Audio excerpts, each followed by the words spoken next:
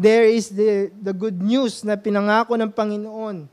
Meron pong pag-asa para i-redeem yung pong creation.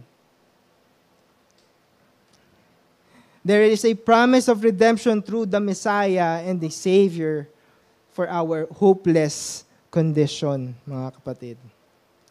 This is why, and this is